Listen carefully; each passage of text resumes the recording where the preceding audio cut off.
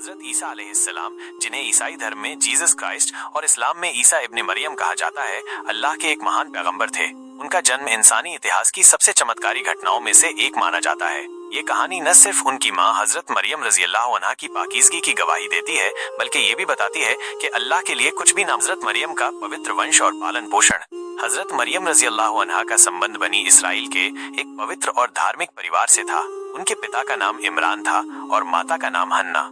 हजरत हन्ना ने जब महसूस किया कि वो एक संतान की माँ बनने वाली हैं, तो उन्होंने अल्लाह से ये नियत की कि जो बच्चा पैदा होगा उसे अल्लाह की राह में समर्पित कर देंगी।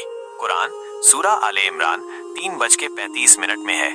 याद करो, जब इमरान की पत्नी ने कहा, ऐ मेरे रब, जो कुछ मेरे पेट में है उसे मैं तेरे लिए मुक्त करती हूँ, तू उसे स्वीकार कर, बेशक तू सब कुछ सुनने वाला जानने वाला है।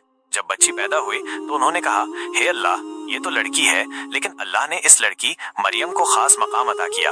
उन्हें बैतुल मुकद्दस यरूशलेम में हजरत ज़करिया अलैहिस्सलाम के संरक्षण में पाला गया। वे वहीं अल्लाह की इबादत में रत मरियम के पास चमत्कारी भोजन। हजरत ज़करिया अलैहिस्सलाम जब भी मरियम के पास जाते, उन्हें फल और भोजन मिलता जिसे कोई वहाँ लाया नहीं करता था। ये देखकर ज़करिया अस ने पूछा, सूरा आले इमरान 3:37, हे मरियम, ये कहाँ से आया?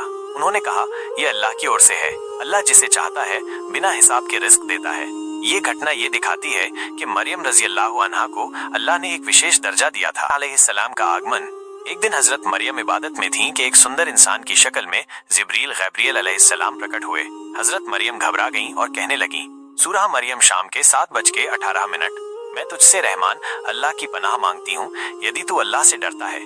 जिब्रील असा ने उन्हें तसल्ली दी और बताया कि वो अल्लाह के हुक्म से एक बेटे की खुशम की हैरत और जवाब। हजरत मरियम ने आश्चर्य से पूछा, सूरह मरियम शाम के 7:20, मुझे बेटा कैसे हो सकता है जबकि मुझे किसी पुरुष? असा ने कहा, ऐसा ही होगा, अल्लाह जो चाहता है करता है। जब वो किसी चीज का इरादा करता है तो कहता है हो जा, और वो हो जाती है।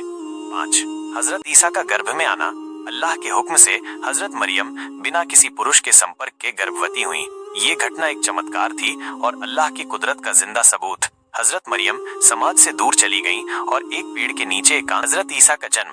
जब प्रसव का समय आया, हजरत मरियम दर्द से तड़पने लगी। उन्होंने इच्छा की कि काश मैं इससे पहले मर जाती। तभी अल्लाह ने उन्हें तसल्ली दी। सूरह मरियम शाम के 7:23, प्रसव पीड़ा से वो खजूर के पेड़ की जड़ में जा बैठी।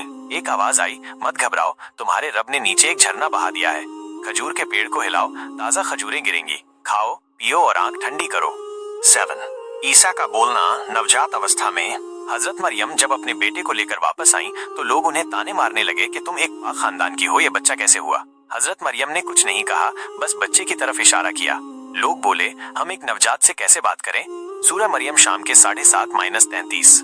ईसा ने कहा, मैं अल्लाह का बंदा हूँ। उसने मुझे किताब दी और मुझे नबी बनाया। मुझे जहाँ भी रहूं बरकत वाला बनाया और जब तक जिंदा रहूं नमाज और ज़कात का हुक्म दिया। ये हजरत ईसा का पहला चमत्कार था, नवजात अवस्था में बोलना। 8 समाज की प्रतिक्रिया और मरियम की अजमत। इस घटना के बाद हजरत मरियम की पाकीज़गी साबित हो गई और लोग जान गए कि ये बच्चा अल्लाह की तरफ से एक चमत्कार है।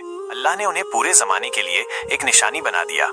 9 हजरत ईसा की शिक्षा और परवरिश।